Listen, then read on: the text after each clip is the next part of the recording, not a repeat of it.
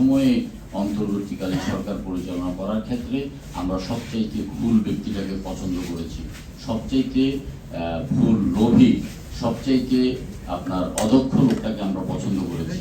Doctor Yunus সাহেব বিপ্লবোত্তর এবং অভ্যুত্থানোত্তর একটা সরকারকে নেতৃত্ব দেওয়ার মতো তার সেই যোগ্যতা ছিল না।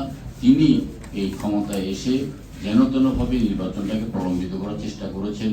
তিনি তার সমস্ত স্বার্থটাকে উদ্ধার করেছেন, এমনকি তিনি আদম ব্যবসার লাইসেন্স পর্যন্ত গ্রহণ করেছেন। তিনি তার সুদ মকুব করেছেন, তিনি তার গ্রামীণ ব্যাংকের মালিকানা বৃদ্ধি করেছেন। হেন কোনো কাজ নেই যেটা তিনি তার স্বার্থে করেন নাই। তিনি দেশের স্বার্থে তিনি কাজ খুব কম করেছেন।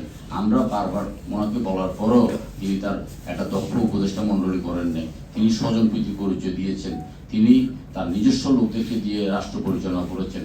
এবং সেই ক্ষেত্রে আমাদের মানে অসীম আমরা যারা রাজপথে সৈনিক, আমরা যারা এখানে আমরা আশেপাশে আছি, আমরা জিনিসটা বুঝতে পেরে আমরা নির্বাচনটাকে প্রাধান্য দিয়ে নির্বাচনটাকে আদায় করেছি।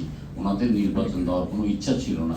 যাই হোক, আমরা সামনের দিকে এই বিগত অন্তর্বর্তীকালীন সরকারে যে সমস্ত ভুল ত্রুটি করেছে, যে সমস্ত অপরাধ করেছে, যে সমস্ত দেশ বিরোধী চুক্তি করেছে, যে সমস্ত দেশ বিরোধী কর্মকাণ্ড করেছে, আমরা খোঁজ খবর নিয়ে আমরা এগুলোর বিরুদ্ধে আমরা রাজনৈতিকভাবেও আমরা এগুলোর বিরুদ্ধে জনমত সৃষ্টি করবো, রাজনৈতিকভাবে এগুলো জনগণকে জানাবো, আমরা আইনেরও আশ্রয় নেব।